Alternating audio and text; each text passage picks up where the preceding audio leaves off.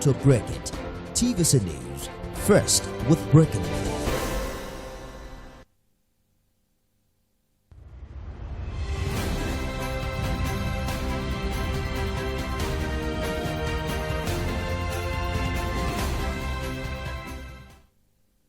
Hello and welcome to Marketing Edge on TV, Nigeria's leading initiative in the business of brand management and the management of brand business. A 30-minute awesome package that comprises brand news, branding focus and industry conversation, all encompassing thorough and in-depth analysis aimed at promoting the brand idea. I am Oluwabukola Omoni. Stay tuned. Marketing Edge on TV, promoting the brand idea. We'll begin with brand news, where we'll bring you the latest development around brands and on the field of marketing and advertising in Nigeria and around the world.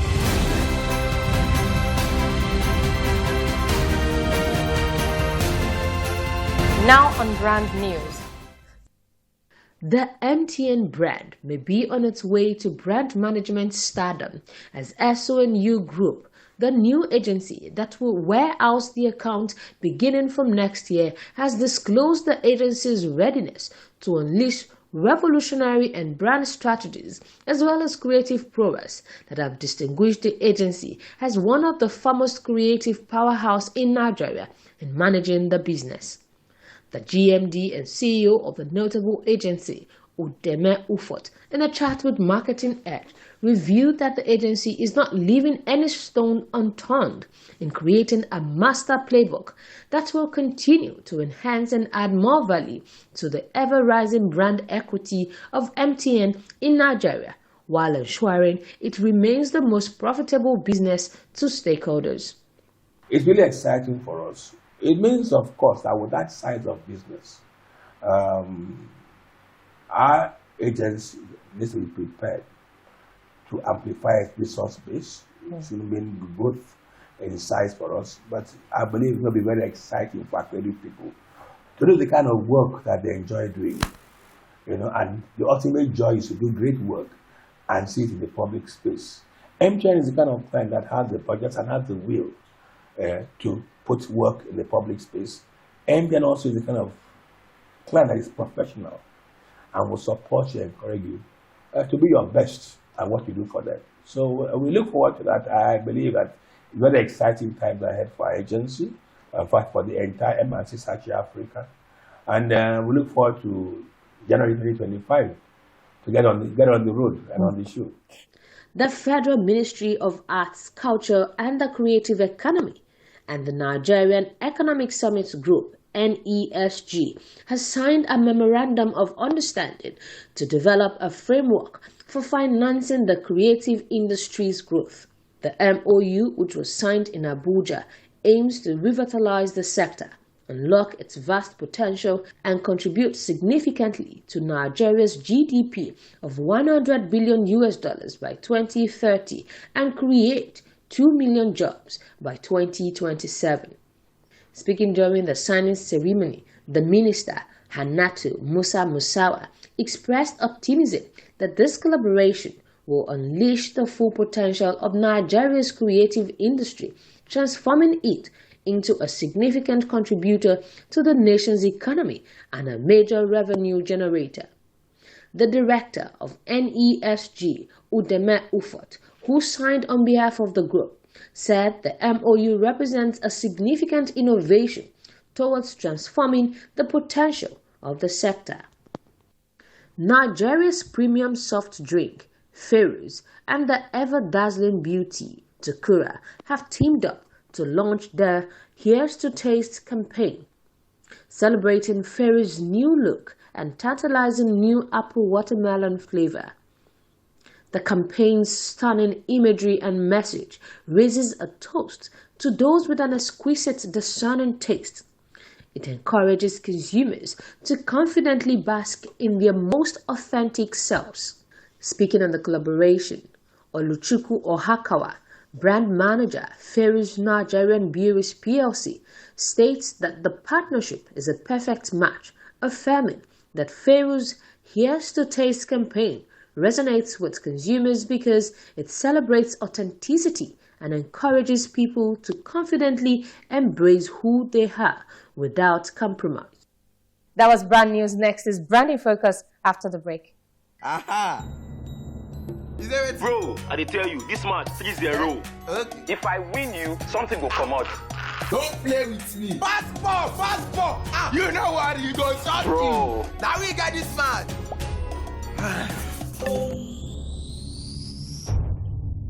Keep the banter going. Glow. Borrow me credit and data. Dial *303# to borrow airtime or data and pay later. Is there ready? Go on, no Only one thing I did it. Okay. Power your relentless ambition with ultra-high-speed data. Glow Unlimited.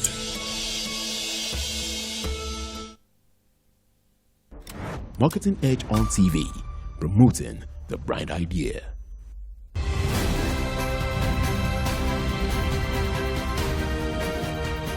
Now on Branding Focus. The traditional approach of solely providing media buying and planning services is no longer prevalent among practitioners in the media buying industry.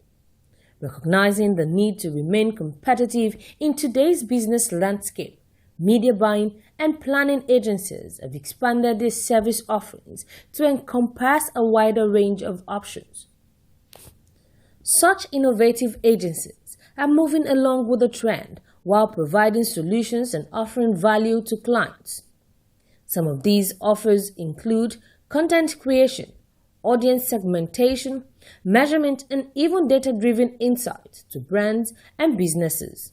In a report by a research firm, Facts.mr, as of 2022, the worldwide market for media purchasing services is valued at $69 billion.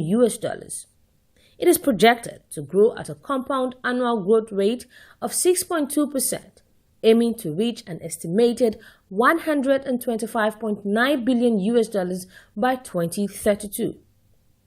While PwC's report on global advertising sector is projected to reach $1 trillion by 2027, the advertising sector is projected to grow by 7.6% between 2022 and 2023.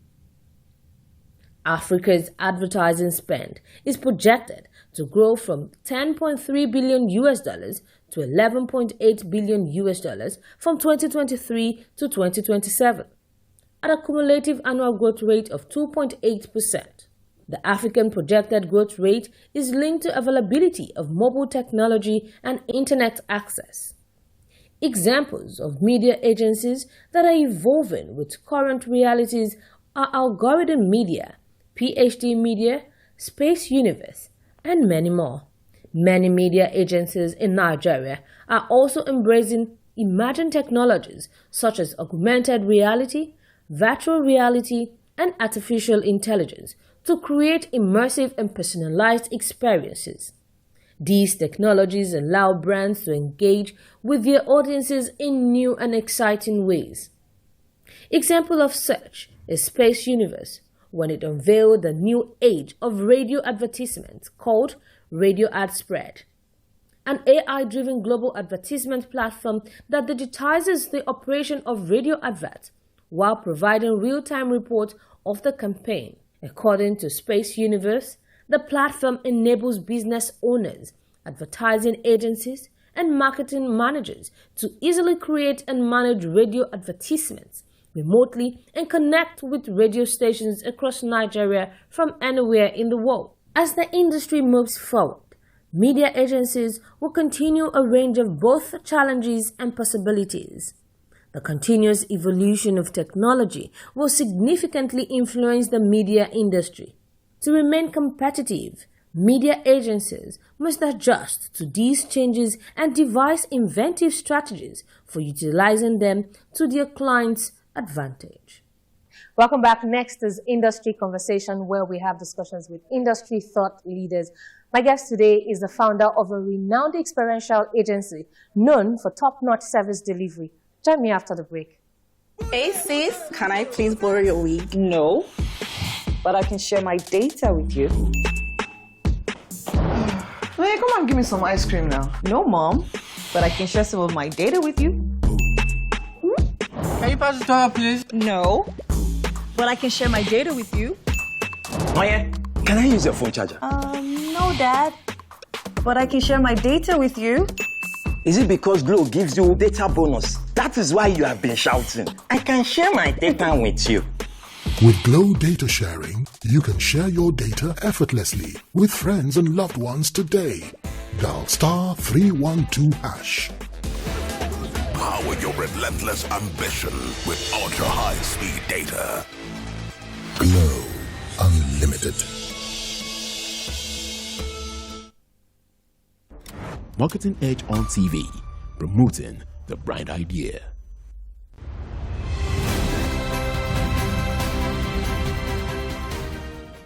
Welcome back to Industry Conversation. My guest today is the founder of GDM Group, Mr. Victor AFOLABI. Glad to have you join us on the program, sir. Thank you very much, and thanks for the opportunity to be a part of this. All right, great. So let me start by asking you, what's your thoughts about the Nigeria integrated marketing communications? What's your assessment? What do you think? Yeah, again, being in the industry close to 15 years, I think the industry has evolved a bit. I think its impact is highly underreported. I think its impact to a large extent has not been properly scoped. But I do think that it's evolving. I do think that it's becoming a major player in the overall marketing and media industry. And it's good to see part of the innovations and see part of the evolutions that are taking place. So in my opinion, I think it's I'll call it even a young industry as it may be. It's not gotten very far, but we do hope to see interesting trends, interesting evolutions. And when you come back to some of the feats, seeing a few of our agencies in the space come back with global laurels and all that, tells you that good work is being done, globally recognized, globally acclaimed, and we're beginning to evolve and mature as an ecosystem. That's great to know. Okay, so let's narrow down your thoughts to the experiential marketing industry. Yep. Now, I know that that industry is highly competitive. Now, what do you think? How would you evaluate the industry in the face of, the economic challenges? Yeah, I mean, so I think I'll start from the last part where you said it's extremely competitive. It's highly fragmented. It's what I'll say, and it's because the barrier of entry is extremely low. Up until of recent, it wasn't well organized nor recognized by the regulatory body. I think in the last few years, the recognition by a group of bodies is bringing in some standards. And so what we do expect is that it will evolve a bit more, where you begin to see some level of innovation begin to distinguish agencies. It will be able to separate and value and respect the kind of quality of work that has been produced, which has not been the case before now. So the case before now, it's been an all-comers affair, to a large extent close to zero in terms of professionalism, and but these things are changing, and again, it's beginning to attract a crop of people who we think should ordinarily be there. So we're seeing people who before now it was just people who had been in the industry, who had who had worked on rigs and all that. There were not so much intellectual prowess and capacity being brought to bear, but things are evolving, and we're new entrants bringing so much dynamism, challenging status quo, and that's what we think will bring the innovation we expect. Great. So we're still staying on the assessment of the industry generally. So there's been a lot of uncertainty surrounding foreign exchange. Now, how would you assess the general macro and micro economic indices vis-a-vis, development and growth of the brand management sector? Yeah, so let's start from the brand management sector. So the brand management sector is usually being done, or brands are being built by organizations that are mature, that are established, that understand what it means to build brands. Okay, so let's start from there. Now, the companies that build the brands, to a large extent, 60% of them, if not more, are global multinationals and quite established. And you have the 40% of them who are local, evolving, and companies that are getting established. And so when you look at this crop of people who understand the reason to build brands, who understand the reason why you need to bring in professionals to help you build brands, to a large extent, they're very much exposed or connected to the global macroeconomic environment. And so when you talk about what's the impact of the FX, it's not just the FX, it's inflation, it's just general headwinds that has pervaded the landscape.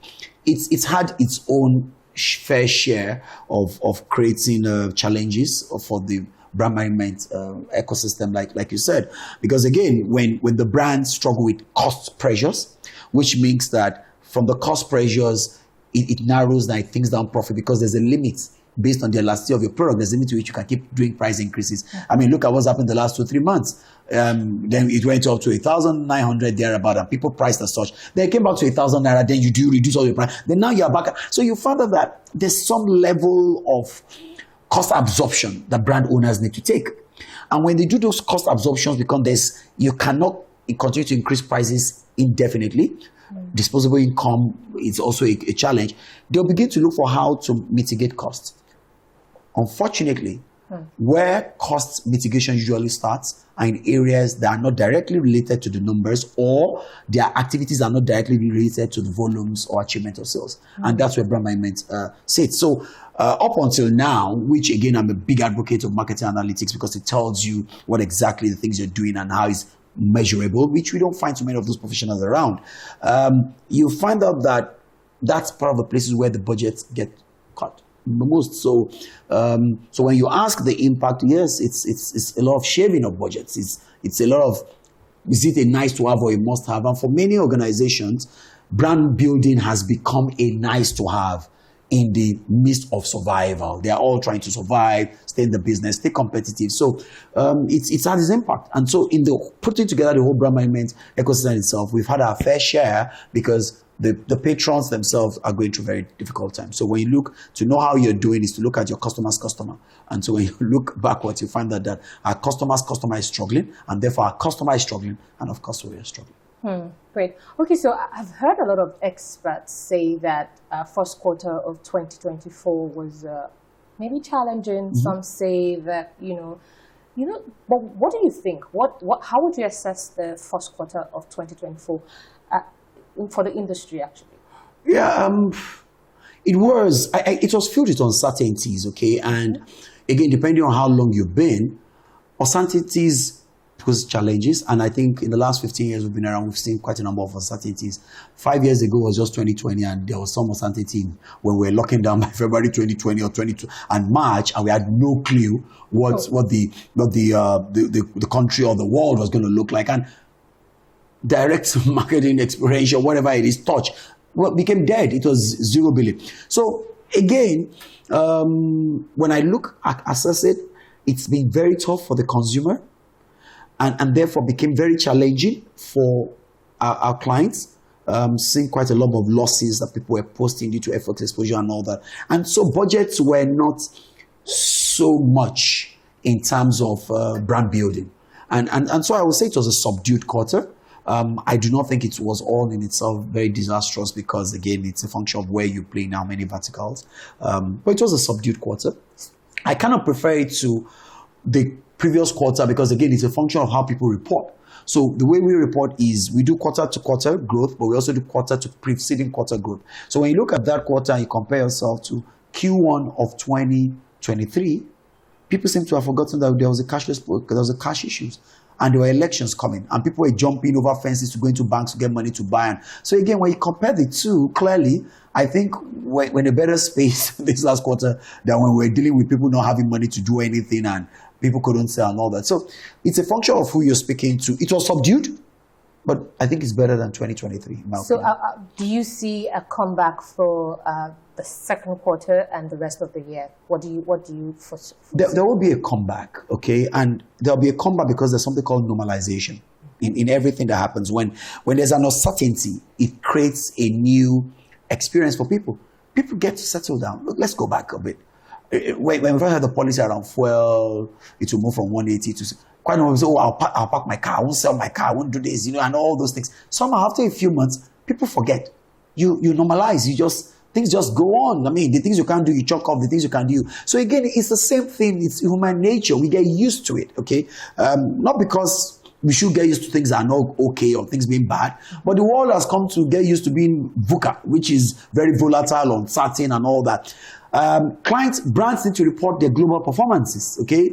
You had election last year, okay, so what's happening this year? Inflation, it's global. So I think the brands will be under pressure to perform. In trying to perform, they need to use the agencies to perform. The consumer will become more discerning to decide what works for them, what gives them value. The brands are able to communicate their value better will get some patronage. It's not as if money is going to disappear. They'll get some patronage, get the share of the wallet. Out of the share of wallet, they'll spend with the service providers that delivers it. So what's my overall assessment? It will only get better for people who can clearly demonstrate value and can execute. What happens when there's not so much huge funds to go around is people become more efficient and become more prudent. So where there are wastages and all that, and agencies that are unable to demonstrate track record and show what they can do, they will struggle. But the truth is that we will get back and the normalization will happen. So I look forward to an exciting 2024, in my opinion. Great. So what are the opportunities that you can describe that professionals can latch on in, despite the economic challenges? So when you talk of professionals, you're talking of people in the IMC, in the integrated marketing. Yeah, again, I think the opportunities lie in not being very myopic into who your clients and your customers are. There's something called marketing myopia where you are narrow-minded in defining your market and defining how you service them. I did do an exercise with my team where you find out that when you look at, I'm not sure how many, for example, experiential, where we do play a lot, although we offer services across almost all the verticals from PR to digital and all that. But let's talk about experiential, which has been our forte for a long time. Maybe there are 300, agencies. I have no clue. And then how many FMCG brands? Because again, the natural thing has been people have been so tailored to it's an FMCG brand, and so how many brands are there compared to all the agencies? However, that's what marketing myopia makes you do. Ultimately, is to ask yourself, marketing services, who needs it? Institutions need it, schools need it, public institutions need it. Many of the solutions that public sector players need should come from these marketing services. They are procuring marketing services. Many of the times they don't even know how to go about them. So for me, it's about redefining your market. There are sectors, people are not playing the fintech space, they've forgotten that's what's driving the economy, and people will need all these things. So I think part of the way to growth is to reassess and redefine what your market is and make sure you go into other verticals beyond the clutter and the cluster around chasing FMCG brands. Okay, that's what I think. Great, that's quite informative. Okay, so I know that the IMC space generally has witnessed some form of reforms in terms of regulations recently. Now, how would you rate the diverse reforms? Are they promoting businesses enough for growth? Again, very delicate thing to speak, and so I'll speak generally. I know there's quite a lot of issues, conversations, pushback around regulation. Is it favorable? Is it unfavorable? Is it certain? Is it uncertain? Okay, and all that.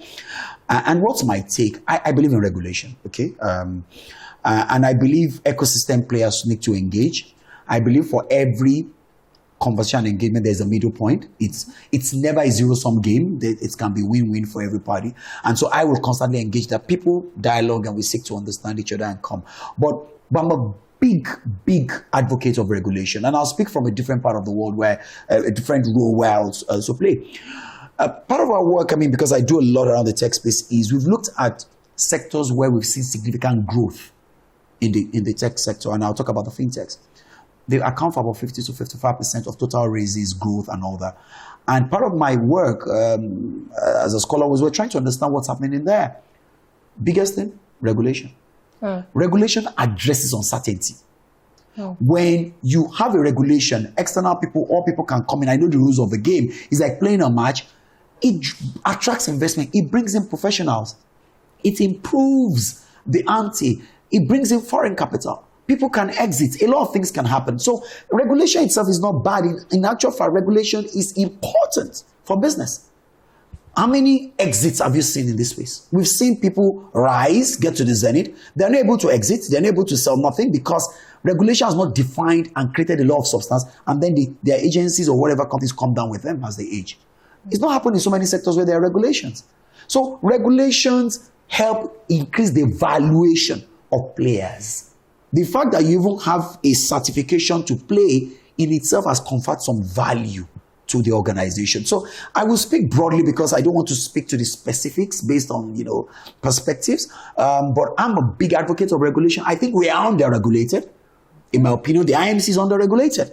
The whole advertising media conversation space is extremely under-regulated. With the social media brouhaha, extremely under-regulated, in my opinion. And I think we need to have a lot more regulation to be able to unlock the value that you have in there. So, but again, regulation doesn't need to be put to one side. It's for people to come to dialogue, to listen to each other. I mean, I know from Advent to, there's this mistrust, and I think it's a societal thing. We operate in a society where trust is at its lowest ebb. So everything that people do comes from a place of suspicion. Mm-hmm. Oh, you want to take my bread from me, blah, blah, blah. But really, when you step out and you take away those eyes and prism to look at you understand the fact that the more you regulate a place, the more you drive value for everybody. Imagine, and I'll end by this, imagine there's no building plan, people can just build anyhow. Have you noticed the places that are regulated, maybe you call it an estate, the value is better than when you come out of an estate where there's no plan and the gutters passing through the house so what does that do? Regulation drives up valuation. It creates exclusivity. So it raises barrier of entry. And if you look at it from there, you will know you embrace regulation. But again, like I said, more dialogue is needed, and people need to evolve, mature, get exposed the more to understand that regulation fixes things for everybody. Marketing Edge on TV, promoting the bright idea. And that's the much we can take this week on Marketing Edge on TV. Join us same time next week for the concluding part of our conversation with Mr. Victor AFOLABI. I am Oluwabukola Omoni. Bye for now.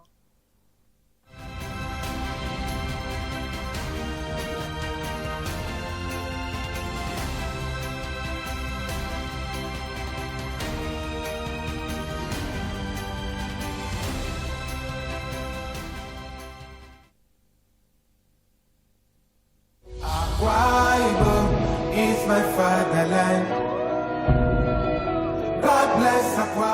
We will invite all Akwa Ibomite to arise to the faith of greatness with our Rise agenda. The sun is rising, the land is peaceful. It's so amazing that I can see.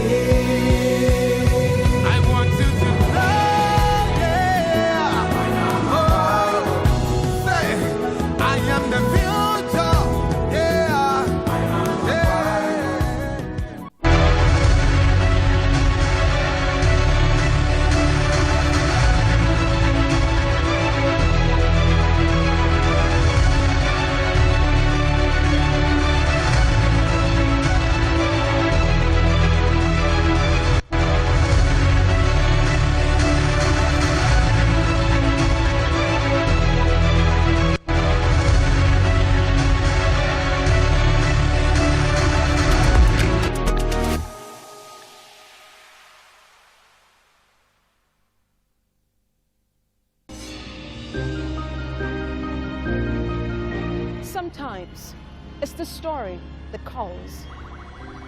At other times, the people just want to be heard. So, I need students, but I need teacher. Can't continue like this. Their voices re-echoing through time itself. We haven't done anything. If the tide is high, everybody run for safety. Their tears leave a sweet sour taste for all their demands.